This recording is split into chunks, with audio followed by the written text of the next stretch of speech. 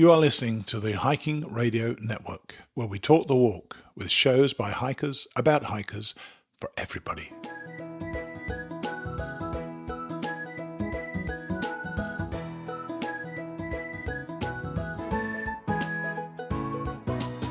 Mighty Blue on the Appalachian Trail, the ultimate midlife crisis. Join Steve and his guests every week as he staggers from Georgia to Maine.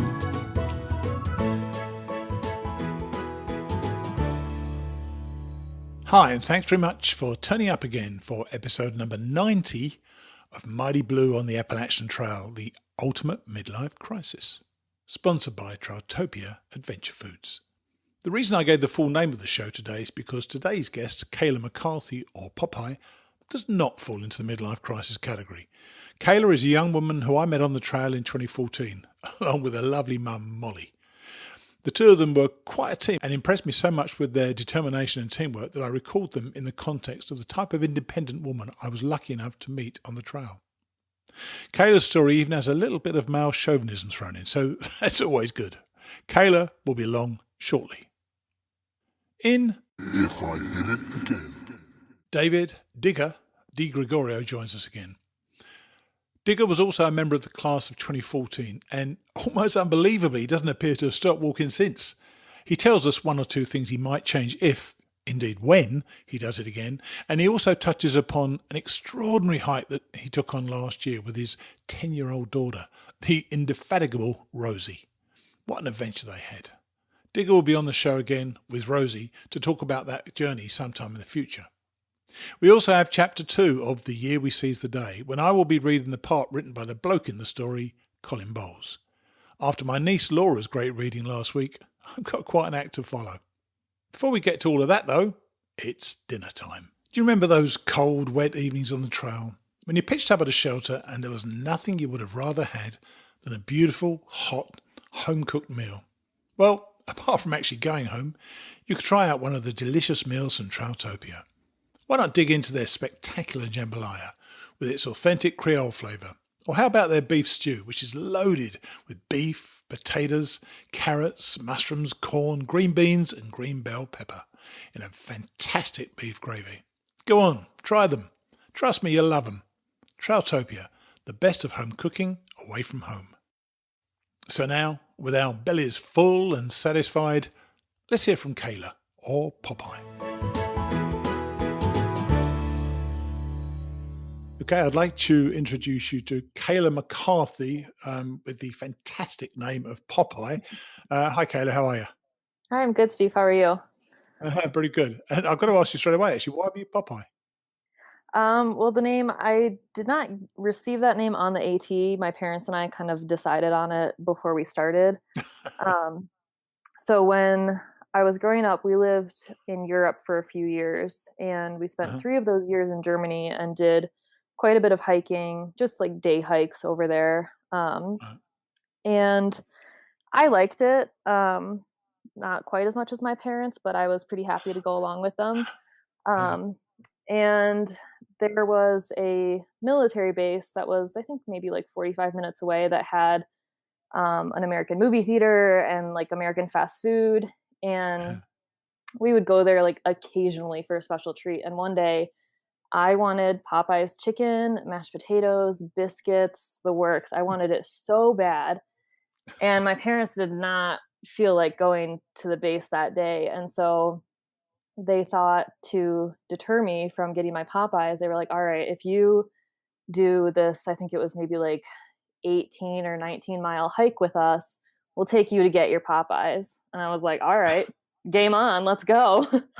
And so I did this long hike. I was, I think, probably like 8 or 9 years old. So I mean, that's a lot of miles for a little kid. Yeah. And I hiked for my chicken, so they had to take me.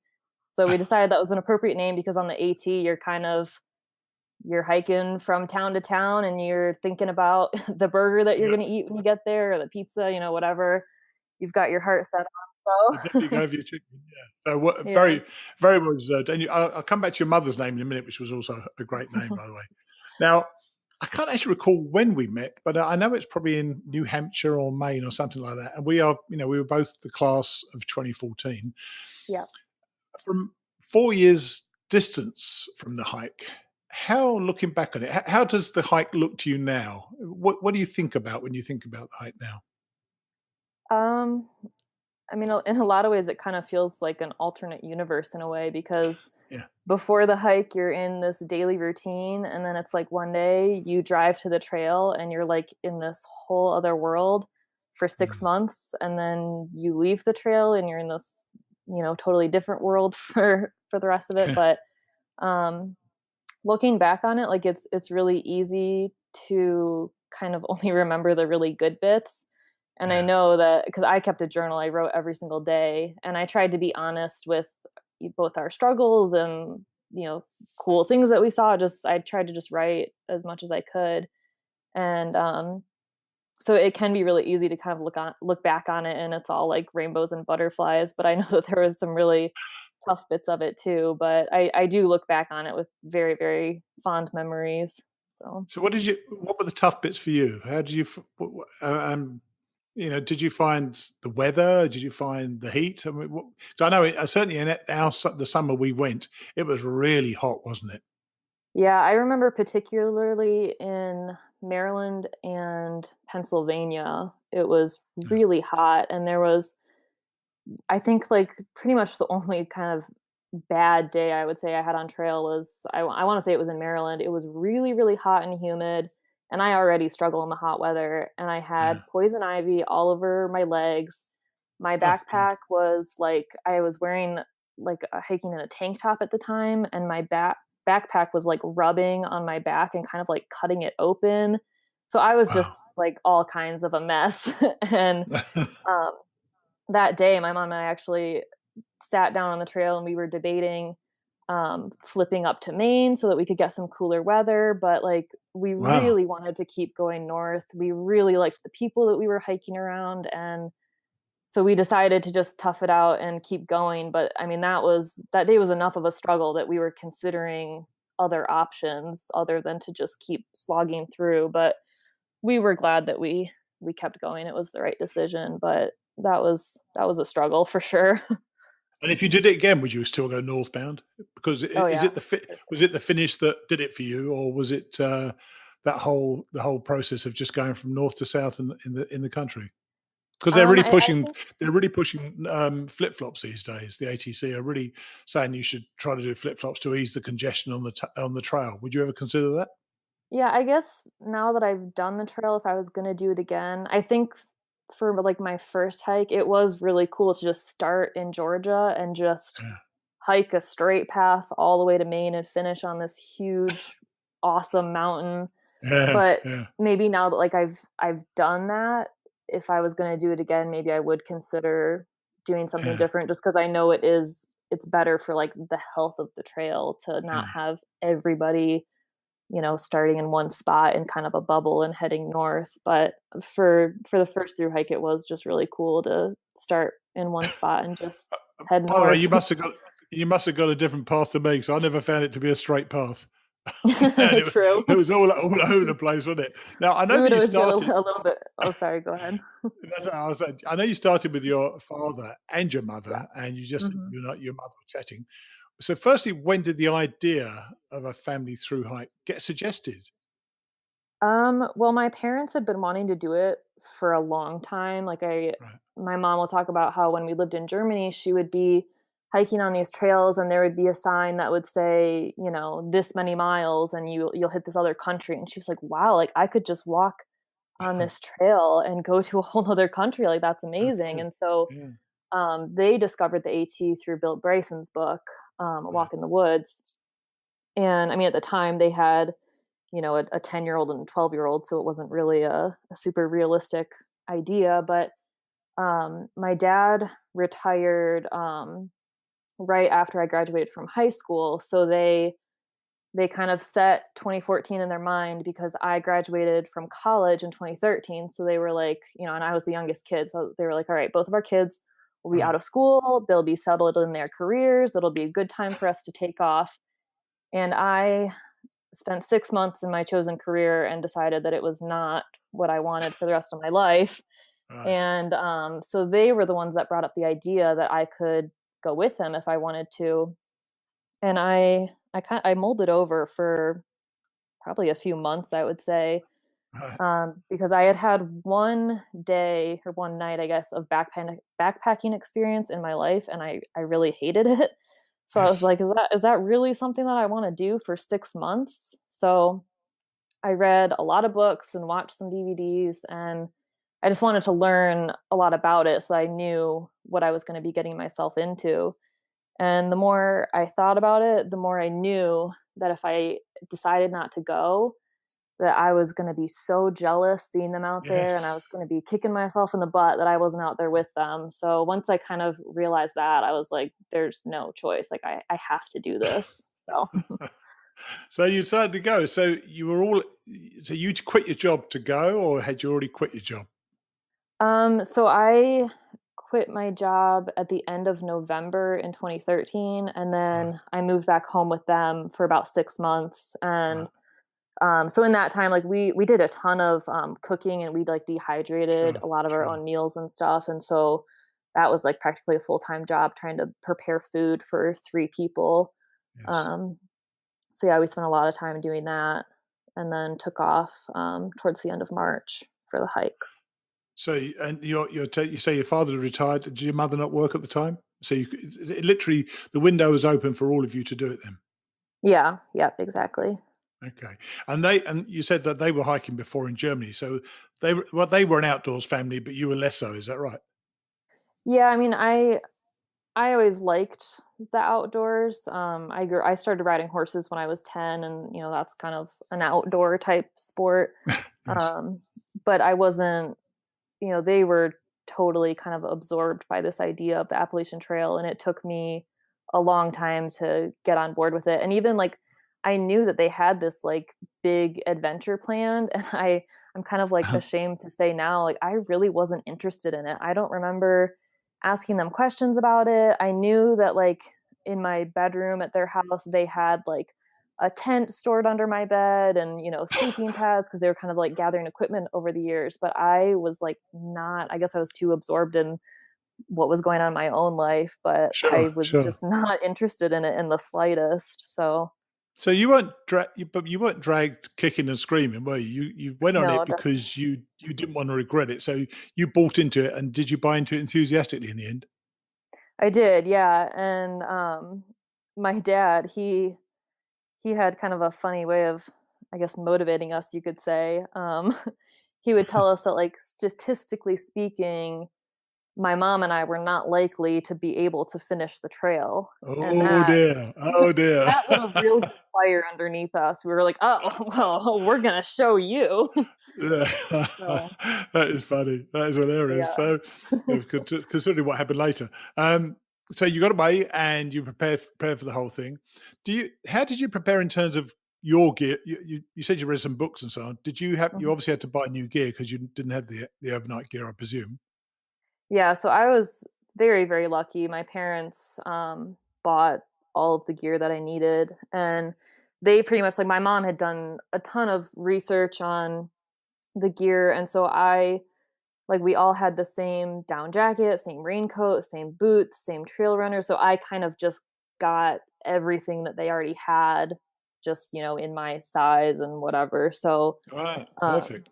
but yeah, I mean, I was very lucky that they provided all of that for me, because I certainly didn't have the finances to do it myself at the time. So Yeah. Well, I was thinking about logistics because a lot of people got resupplied from home, but of course your home was with you, so your mother and father were there.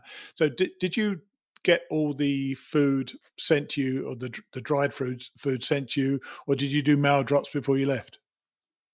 yeah, so what we did, we prepared, I can't think of how many meal drops we prepared, but there were probably around 15 of them, maybe more. Yeah. So for each meal drop, we had breakfast, lunches, and dinners.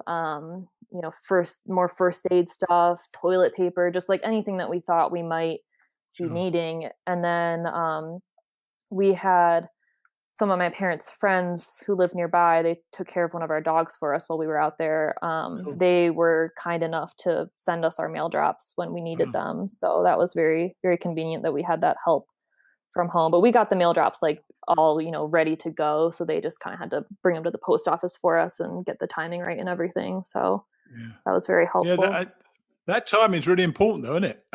Mhm, You can yeah. you can mess that up. You could end up in a town on a Friday evening, or Friday afternoon, and miss the post office. It's not open till Monday. Oh, all those sort of things that can go wrong. So they Yeah, did really well to definitely. supply you that way. Now, Yeah. so you got started, and how did you take to it immediately, or was it something that you had to work your way into?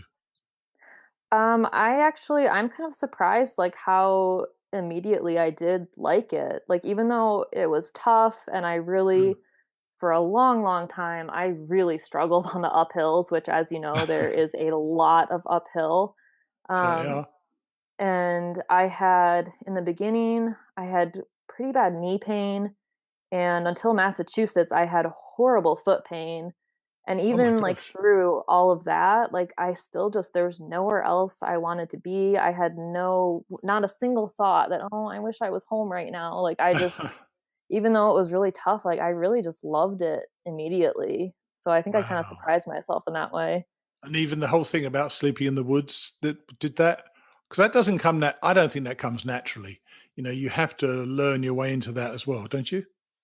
Yeah, I don't know if it was maybe because I was with my parents that I just felt safe. And even on the PCT, I started that trail with a girl that I met on the AT, and we stayed Uh, together for the 700 miles that I did. So I never had to camp alone, which I honestly don't know if I'd be scared if I had to camp alone or not. I But was, and I was a 61-year-old, 250-pound man. So yeah. trust me, for the first time you do that, it is. I found it. It was a nerve-wracking thing for me to do. So you did never once have done that. No, and I remember the very last night that I spent on the PCT. We Sass, the girl I hiked with, we wanted to get as close to Kennedy Meadows as we could, so that we just had a short hike in the morning. And Right. I was struggling so bad with my ankle. I was going really slow, and I was like, you know what? I don't know how far I can get, and I don't like I've slowed you down enough. I don't want to slow you down anymore. So I told her to Mm. just go ahead. I'll see you in the morning when I see you. And so she hiked ahead, and I'm like, limping along and trying to kind of mentally prepare myself like, you're going to camp alone tonight. You're going to be fine. Get over it. And then I got to the top of this hill, and I saw Sass sitting up there, and I just started to cry. I And bet you did. she was like, we started the desert together. We're going to finish it together. And I was just so grateful for her Good that girl. What a she good waited girl. for me. Yeah. She was a great Yeah. hiking partner. Now, the big transition, yeah, by the way, you said you started the end of March. I started the end of March, so I was 22nd. When did you actually get started? We started March 26th. Amazing. We're only 3 or 4 days apart from most of the I time. Didn't I meet for know. about 2,000 miles. Yeah. Um, Yeah. now, something happened, and your father didn't make it to the end. How far had you got, and what happened to him? So he started to have his first kind of issue around or like a little bit before Daleville, which is about 700 miles in. That's right. He like stepped off of a footbridge wrong. Like the step was kind of a small step, and so his toe kind of went like plummeting into the ground. Oh, wow. And so we ended up for that injury, we actually drove home to Michigan for about a week, Oh, and wow. then drove back to Daleville. And he seemed to recover okay from that injury. And then he developed plantar fasciitis, which is a really painful foot condition. I'm sure Right. you've heard of it. I Um, have, yeah. and he kept going for a while, but he was in a pretty intense pain. And that's the kind of thing that like you really just can't keep hiking on it, or it won't heal. It's just going to get worse. Sure. So he, I think, left off at mile like 924 or something like that. Oh, wow. He kept going for quite a while then, didn't he? Yeah, yeah, he's a stubborn man. He'll appreciate that. So he got off, and uh, was there any doubt that you and your mum would continue at that point? Because I seem to remember you telling us a story that it was then that he told you he didn't think the two of you could finish, or was that from the story earlier on that he said that? Yeah, so it was before we even left for the trail that he told us he didn't think that All we right. could finish it, and then, when he decided he couldn't keep hiking, he really didn't feel comfortable with the idea of my mom and I being out there without him, and Yes. we were not going home. We were dead set on continuing north, and there was really nothing he could do about it to stop us, so he just had to get with the program. I mentioned you and your mum in my book as an example of the women proving the men wrong, and Yep. hope you didn't mind that reference. That seemed No, appropriate to not at me. all. We loved it. And I'm sure, and Molly, your mum, she had this fantastic name, well, it's a horrible name, Bad Camel. So Yep. why was she called Bad? I remember why, but you tell everybody why she was called Bad Camel. So about a week into our hike, my dad is really into the idea of cameling up. So when you get to the water source, you drink as much as you possibly can, and then you can carry less water, and your pack is lighter. It's easier to hike. You can go All right. faster. Yeah. Um, and my mom and I are really quite terrible at cameling up. And so we were at this one water source, and she's just trying her hardest to force down all this water. And she's like burping and hiccuping. And she just looks at my dad and I all sad. And she's just says, "I'm a bad camel." And my dad and I looked at each other and we were like, "Yes, yes, you are." And that was her name from Oh, it was just such a great name. Really was such a great name. So your father, he made the decision to quit. Did he expect you to go with him? Do you think, or then. had you already established there was no question you guys were going to carry on? I'm not sure what he expected. I know that he didn't want us to keep going, but I imagine because I mean, we at that point didn't, I mean, I still had my horrible foot pain, but that wasn't anything that was gonna take me off the trail. So I mean, we were Sure. at that point, you're in full through hiker mode, you've got your trail legs, like so I don't know that he expected us to go home with him, but I know that he wanted us to. Sure. Sure. So Yeah, I understand. Kind of understandable, but didn't you find, mhm. like nearly every other woman I've spoken to on the trail, that the place for women who are sensible and careful, then it's a pretty welcoming place, don't you think? The trail, and you didn't. I'm It sure you is. two of you never felt in any danger, did you? I don't know that we felt in danger. There was one guy later on the trail. I don't know if you heard about him, the like peeping Tom guy. Oh no. Um we ended up his name was Eyes Adjust, and we ended up kind of in his bubble for a little while, and we were able to just avoid him as much as possible. He made us feel uncomfortable, I would say, but not really like Wow. in danger. And we really like for the most part, like the kind of hiking bubble that we were in, we really liked everyone and we felt like everyone was kind of watching out for each other. And if someone was out of water, it's like, here, I have some extra, take this. If like Sure. everyone just really like I think helps each other out there. And so we've pretty much felt safe out there. I'd say like Yeah. 99.9% of the time. So, having gone from hiking with your father and your mother, how did the separation from your father change the dynamics of the hike? So I remember thinking that at the time, the three of you were hiking together. You were clearly the junior partner because you were the youngster. Mhm. Suddenly, you're part of a two-person team. Did that change how the hike went? It did. My dad is a very type A personality, so he's very structured and scheduled, and efficiency is a very big deal for him. Right. And my mom and I are just a lot more laid back and kind of like go with the flow more so. And so even though, like, I mean, we loved hiking with him, and it would have been fantastic if he could have finished the hike with Of us. course, yeah, yeah, Um, After he left, it just kind of I don't know, my mom and I are just very, very compatible, and so, like, the dynamic did change, and I don't wanna I wish my dad could have You finished the trail with us, but like you don't want to throw me your and my dad under the mom were bus any further, you mean? just yeah, me and my mom were just like so compatible that it just became, I would say, like more relaxing, and I don't know fully how to describe it, I guess, but Well, I remember in a restaurant we were all you and I and your mum and Mike and Lyda Knott and T-Bird and Trillium and a couple of others.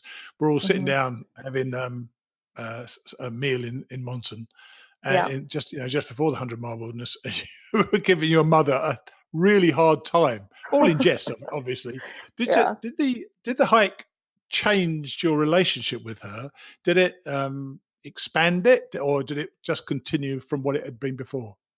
I would say it did expand it. I mean, before the trail, like we've always been fairly close, probably because we are like pretty similar and we have Sure. a similar sense of humor and just a very similar like personality.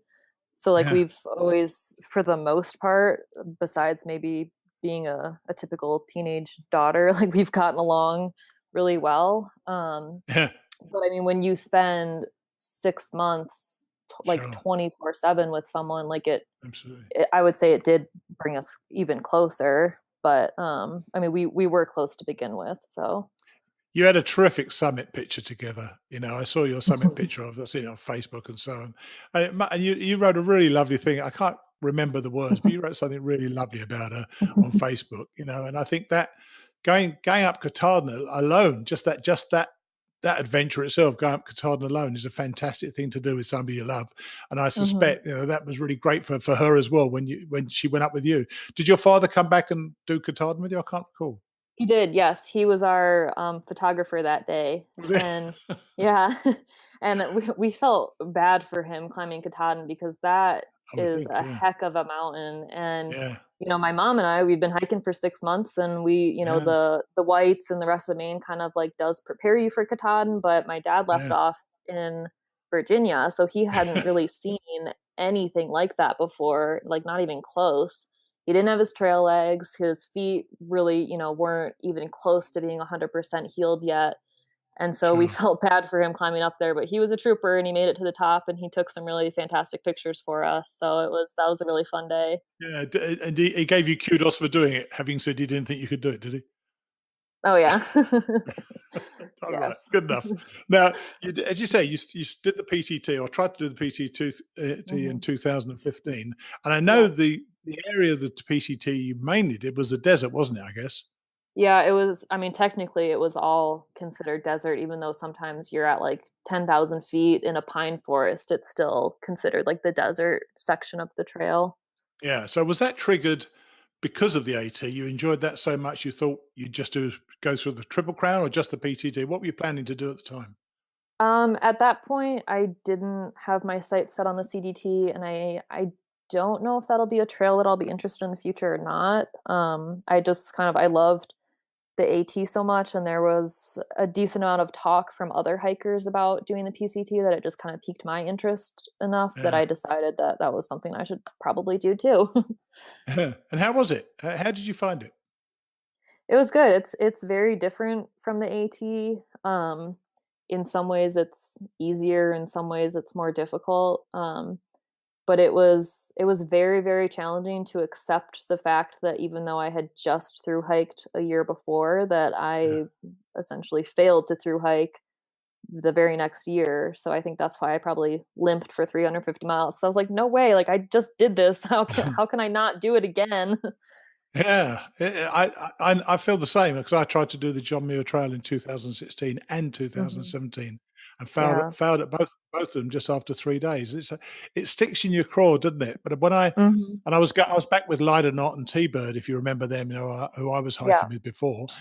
When we left, I said to them, "Well, we'll always have Katahdin," and I always felt that was important to, I think hiking you find out a lot about yourself as a hiker and you find out, there are things you can do and things you just can't do.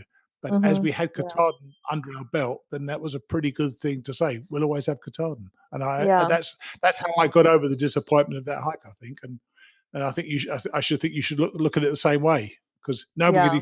nobody can take that away from you. Yeah. That's a good point. Yeah, I think it's an important thing to do. And did you say that did you think that the AT gave you the confidence to hike the PCT, or did you find after you finished the trail, did you think like I did, I never wanted to hike again? I thought, I'd never do it again. Or did you immediately think of the PCT, or did you leave it for several months?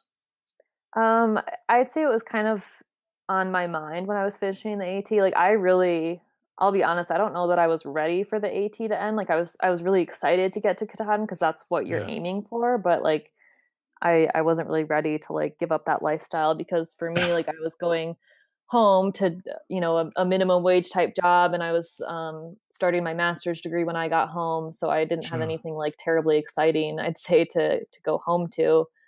It's a bittersweet moment, though, isn't it? Yeah. You touch that sign, and you got exaltation.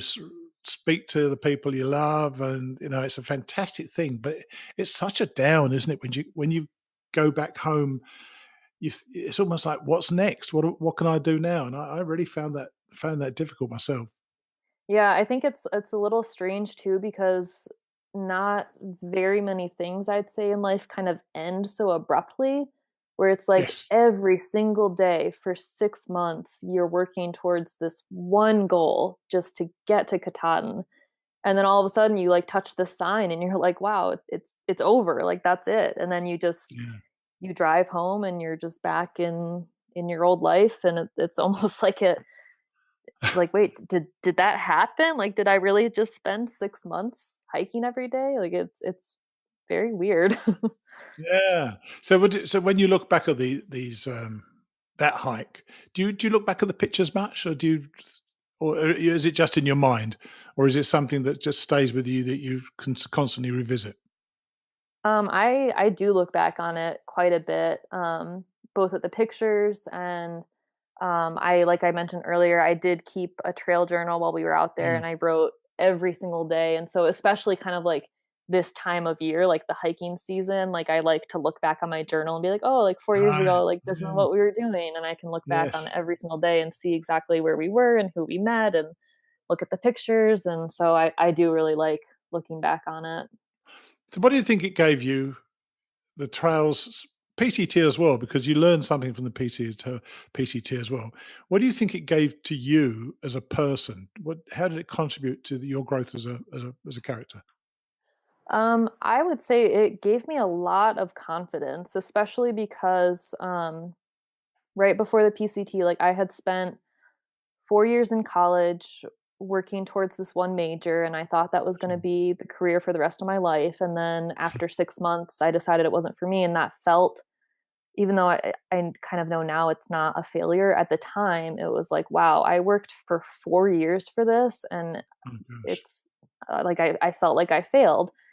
And so to do something like the AT, where so many people set out to do it, and for one reason or another, whether it be injury, financial difficulty, maybe something happens at home and they have to leave the trail, like for one reason or another, a lot of people don't finish it. Yeah. And so to be able to do something like that, that's so difficult and so many people can't do, that was a huge confidence boost, especially coming off of what felt like a huge failure. So it just gave me a lot of confidence once I got home to just do other things in my life. So if you'd got, God forbid, if you were to have got injured after say 1,500 miles and had to go home yourself, would that have really hit you hard? I think it would've, yeah, because How interesting. I had my heart set on finishing, and I wanted to see the entire trail, and I wanted to experience all the trail towns that I had read about, and Yeah. so I think to not get to do that would have been a pretty huge blow, and I was already kind of recovering from a pretty big blow, so Yeah, we did a segment on the show called Fear and Loathing on the Appalachian Trail. Great name, I thought. And one of the biggest fears most people had was not being able to finish.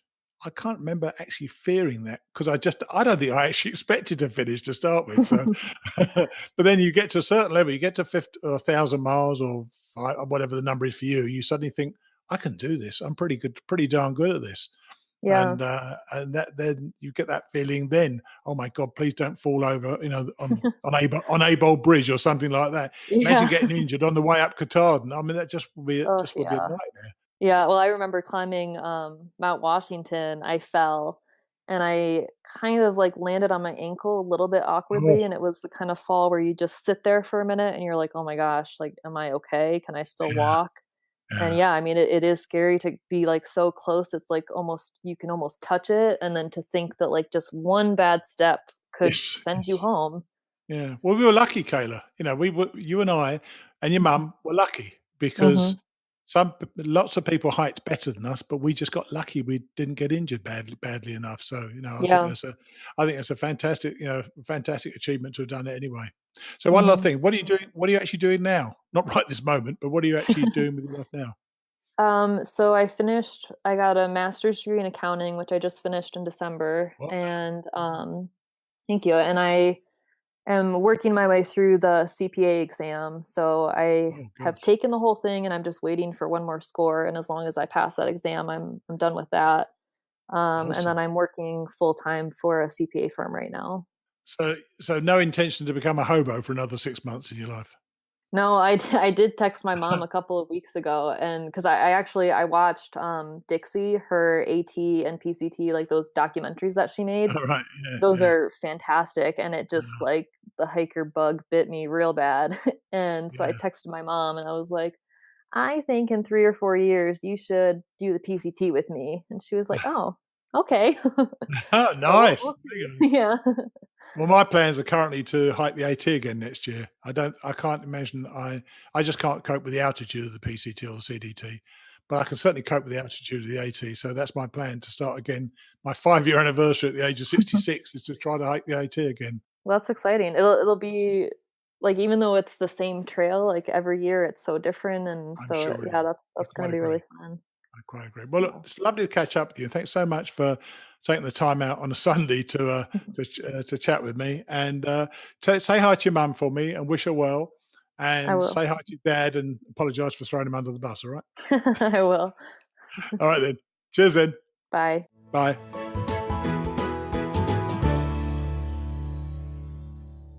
What a great name Bad Camel is. I cracked up when they told me that. And what a schoolboy error by Mr. Camel, telling the female members of his family that they were, what were his words? Statistically speaking, unlikely to be able to finish the trail. There is nothing like a bit of male chauvinism to spur on the modern woman. And I'm sure that somebody must have told him from time to time that karma can be a bit of a devil. I think the story shows how arbitrary fate can be on the trail. One false move and it could be over. As I mentioned to Popeye, we were lucky to be able to get that finish on Katahdin.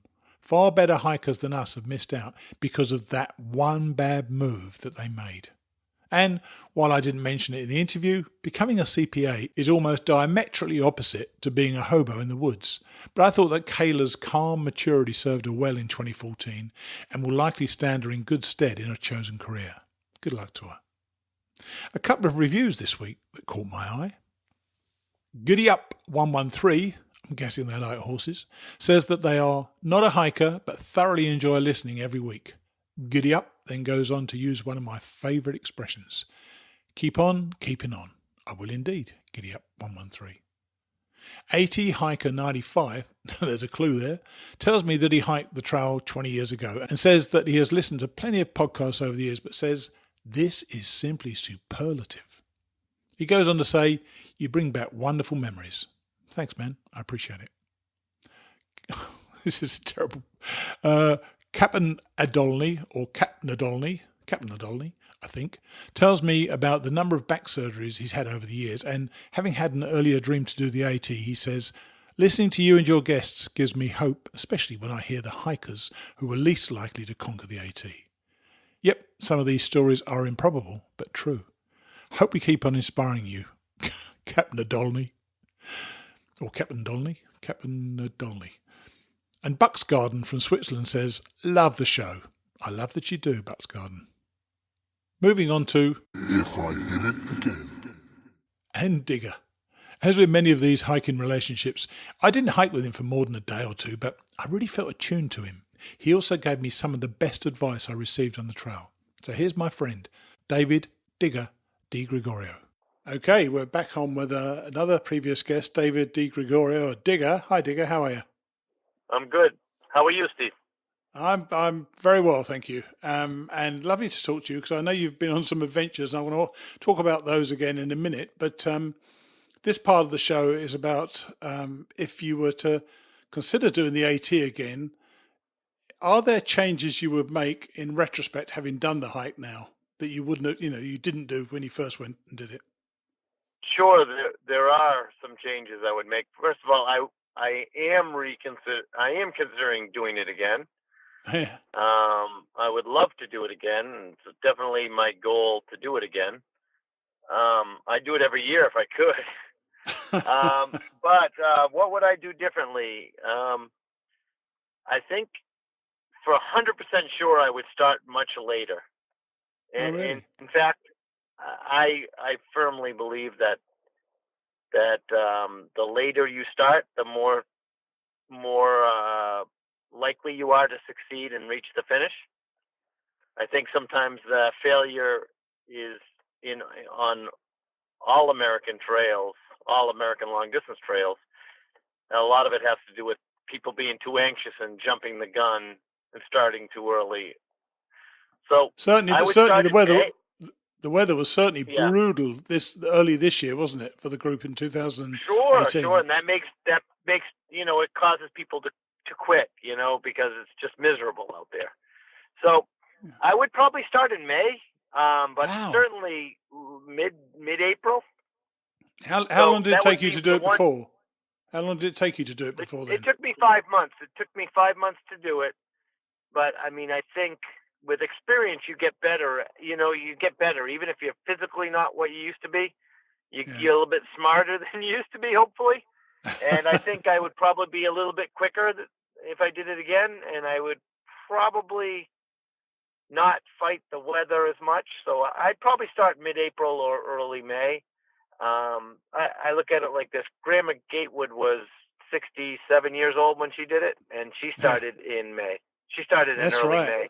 That's right. And finished in late September. So, and she didn't have what we have for equipment. So.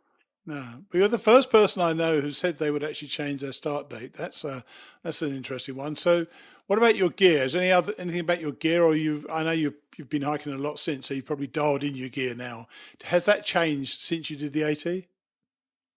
I don't think I changed my gear all that much. I mean, I think I try not to tell people or to teach people to obsess about gear, because I think it kind of works itself out while you're doing it. Like if you don't need something, you'll realize, oh, I don't need this, and you'll get rid of it.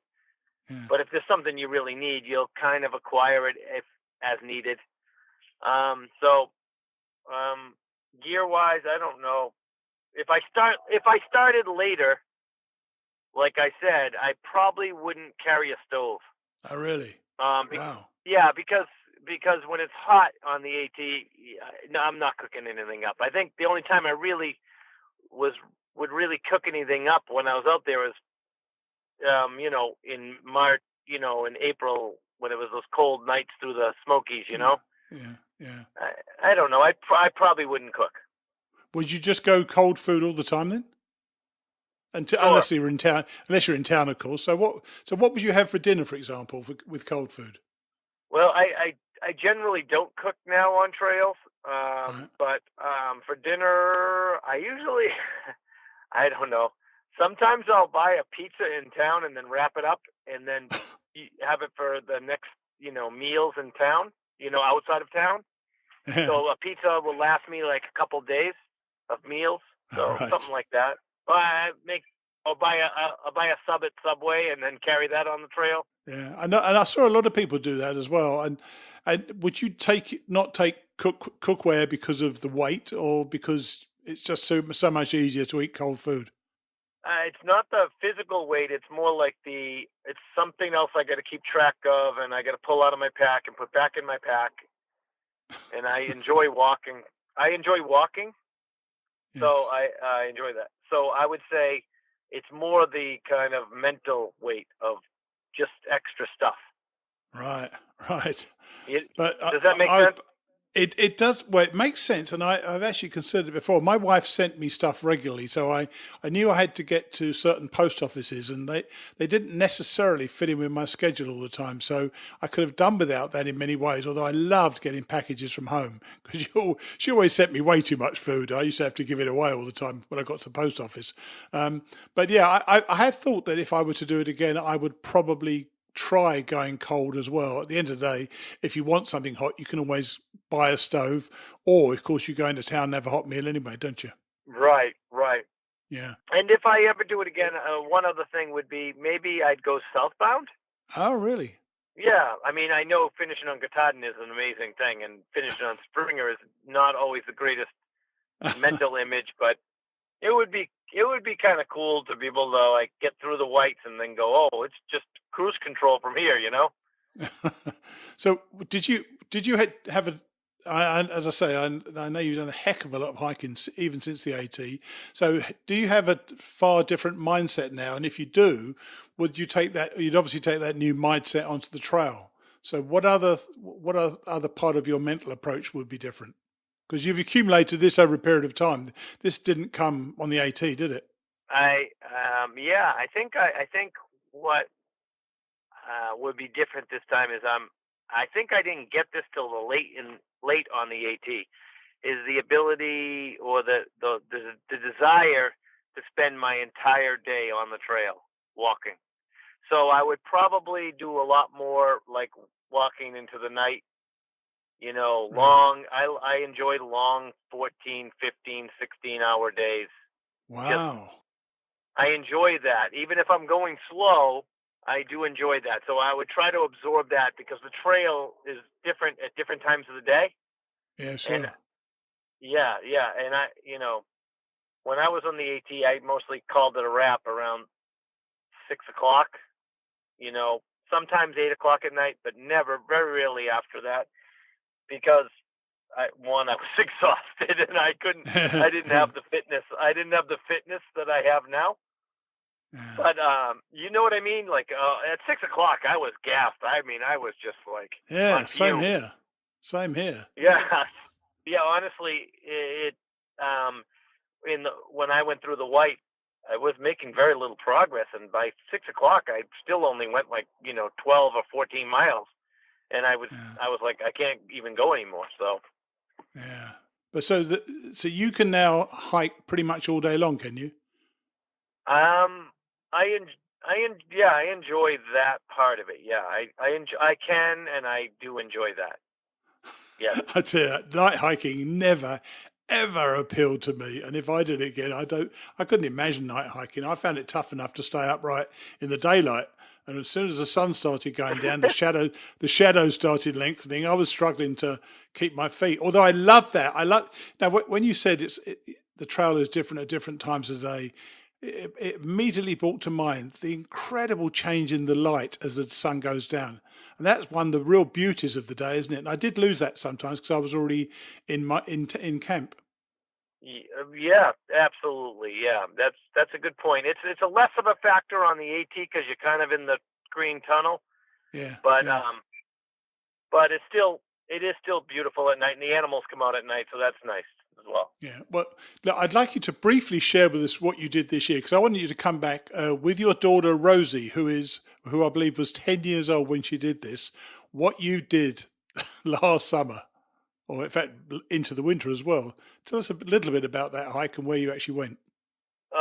Yeah, we hiked the Sentiero Italia, which is the Grand Italian Trail through Italy, from the Swiss border all the way down the boot through all the different regions of Italy and the Alps, and all the way across Sicily and Sardinia.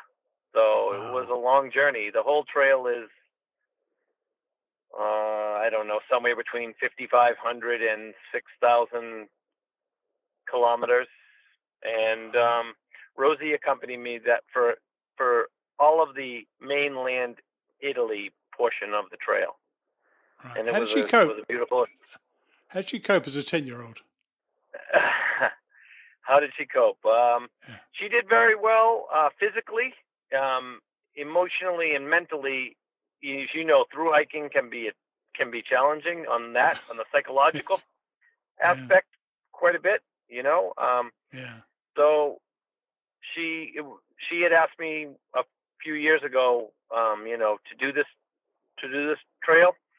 Wow. And then we got there, and like maybe the fourth or fifth day of doing like 50 kilometers a day, she was, because we were pushing hard to finish this trail in the time frame that we had. So she kind of turned and said, you know, they do have cars here in Italy. You know, we could take one of these. And I said, well, Rosie, we came here. You wanted to do this trail, and you know, so we got here. We're gonna do it. And she was like, but I was 8 years old. Why would you listen to an 8-year-old? Good point, by the way. Yes, but it was beautiful. It was a great experience to see where our family comes from. You know, my grandparents moved to the United States from. We went through the village that my family's from, and fantastic. It was a long and it was a very difficult trail. And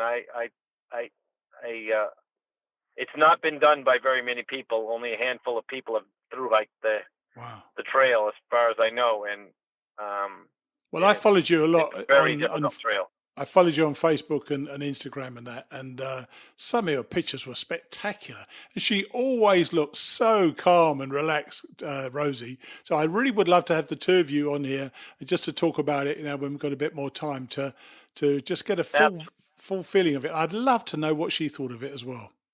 Yeah, she had a good time in retrospect, just like through hiking for adults. Sometimes it's kind of tough when you're doing it, but after the fact, it was a great time. You know what I mean? You know that feeling? I do know that feeling indeed, yeah. Embrace the suck, as they say, and then when you look back at it. You've written a book, so they always say about writing a book, it's, you know, it's not fun to do, but it's fun having done it. Oh yes, I'm glad I did it. It was enjoyable to do, and it allowed me to get a lot of that stuff out of my system in many ways. So I'm certainly glad I did it. Oh, great. But I really appreciate you coming on and talking to us. And like I say, we're going to fix up a time where we can have a whole show about it with you and Rosie, and I'm really looking forward to that, okay? Awesome, Steve. I'll talk to you later, my friend. Take it easy. Bye. I thought it was interesting that he'd start as late as May. If I'd done that, I would never have reached Katahdin before November. Still, he's quite the accomplished hiker now, as you heard, and I'm sure it makes sense for him. In many ways, that speaks to the validity of hike your own hike. Something that works for you is the right way to hike this trail. If you believed everything that is written on Facebook, you'd never get that impression. But take it from me that your way is the right way because you choose to do it that way. Take advice, seek it out, but make your own decision. He also likes hiking 14 to 15 hours a day. Oh my God, I could not imagine what that is like. It was lovely to catch up with him again, and I'm looking forward to speaking with him and Rosie one day soon. So now, it's chapter 2 of The Year We Seized the Day, and Colin makes an appearance. In recording the first couple of chapters, I've noticed that the odd curse word is in the book. Personally, the more the merrier as far as I'm concerned, but I know that some of you listen with your children, and while I'm sure they hear the same words from time to time at school, I've got permission from the writers to bleep every now and then as I see fit. So these episodes won't need to be marked as explicit. I'm sure you understand. I'll see you next week. Chapter 2, Day 1, Roncesvalles to Zubiri. Colin, the Violence of the Lambs. The first long walk I ever went on was during a school trip to Scotland and Wales when I was 12. It was where I learned the wisdom of travelling light. The first day we set out to climb Ben Lomond. One kid got as far as the first knoll, threw down his pack in despair and collapsed crying, "Leave me here to die!" Okay, I thought, if that's what you want. But our geography teacher wouldn't do it. No backbone. Instead, he lifted the kid's pack himself and found that it weighed more than Saturn. Inside was a hardback copy of War and Peace, 3 empty bottles of Lucozade, which the kid had drunk on the bus before we even reached the foot of the mountain, and a radio the size of a microwave oven that could not work without mains power. Our teacher's name was Mr. Alves. I watched a blood vessel pop in his temple like a varicose vein as he threw the lot on the ground in despair. "Why did you bring all this?" I think he was about to say crap, but restrained himself. "This rubbish." "Well," the kid said, "you never know what you might need on a rainy day."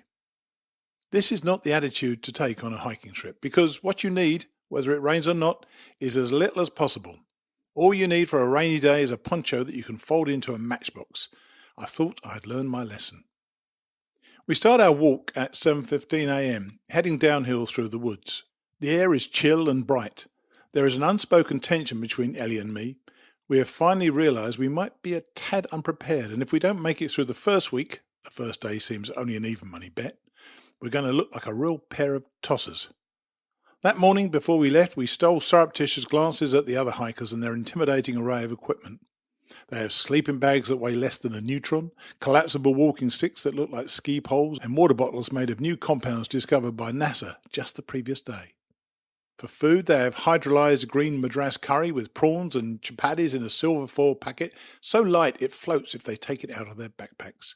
Me, I have some leftover churros, a kind of Spanish donut that looks like a sausage, and a warm bottle of Coke. The thing about having churros for breakfast is that you can make them last, because they are indigestible in one sitting. I bought them yesterday, and today they are the consistency of biltong. They are chewy, sweet, and sit in the stomach like shit on a shovel. For me, this journey is not about distance. I am confident I can make it without losing a limb.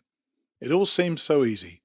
I am the accomplished author going along to co-author a travel book, provide a bit of humour and technical expertise while Ellie writes the serious stuff. I am the rock, the mentor. And this will distract me while the woman I love is in Italy working out a future and, by extension, mine. Though in truth, I know what she will decide. I always have known. There was never any question where our affair would lead, never any choice, but my heart is breaking. As wrong as it sounds, perhaps even is, she is the only woman I ever really loved, for reasons I am unable to explain. Needless to say, that love was expressed in ways impossible for her or for me to fathom. There is also at the back of my mind, though unexpressed, the hope for a miracle, some evidence or proof that there is something out there worth believing in that might make me a better man. For all practical purposes, this venture is insane. I hardly know Ellie, and she hardly knows me. I could be Ivan Milat for all she knows, and as it later transpires, she might have preferred it if I was Ivan Milat. We had met at a riders' festival and intuitively felt an overpowering connection, but we lived 3,000 kilometres apart, and almost all our contact before this trip has been by phone or email. We descend into a valley within the crinkled folds of the Pyrenees. I look back at Ellie. She is struggling already. I admire the risks she is taking, professional and personal, in doing this. Being brave is a courageous thing to do. It starts with a decision. The hard part is getting your body to follow you into your battles. She stops when we reach our first incline. "No," she yells, "I don't do hills." But we do hills. We do several before making another long descent. Our guidebook has already become a study in bathos and understatement.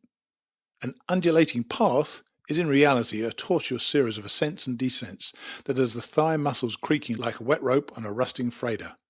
A long and winding ascent is an endless climb that squeezes sweat out of you so that your mouth turns as dry as a vacuum cleaner bag. A rapid descent is a scramble down shale so broken and loose that every step feels like someone shoving tent pegs through your knees and into the little hollows of your thigh bones so that the marrow oozes out through your hips. At last the walk becomes a little more pleasant.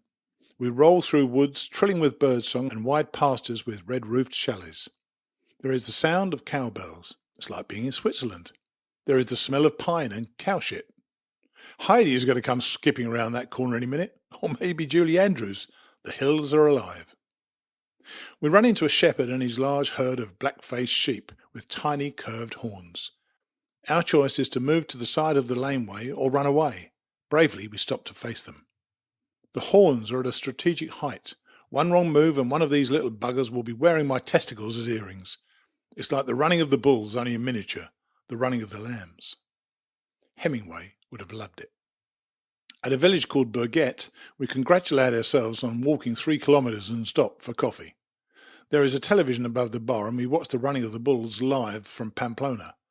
Men in white tunics and white trousers with fetching red scarves and sashes round their waists are having their rectums rearranged by tons of angry hamburger. We talk to a young guy from Sweden, Victor. I ask him where he's from. "Norrköping," he says. "I've been there."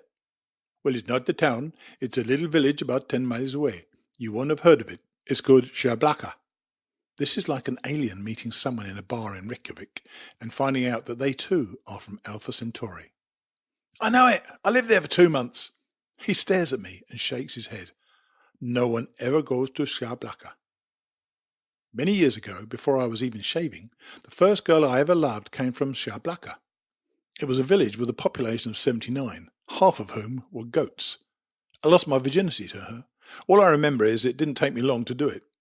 Echoes of other kisses, other embraces, a comet shower across a pale sky, of a more innocent time when a broken heart meant only a bruised ego and feeling sad for a few weeks. How times have changed. I wonder what she is doing now, how her life has been. We parted acrimoniously, but now I wish her only good things. We walk until lunchtime, a total of 18 kilometres until we reach Zubiri, an industrial town that looks like Bhopal and smells like cement. Our pilgrims' passports allow us entry into a bombed-out school gymnasium that is the town's albergue, or hostel, for weary pilgrims. We are exhausted. We have another 782 kilometres still to walk. At this rate, I will be 2.5 weeks late for my flight home. I'm sick of this already.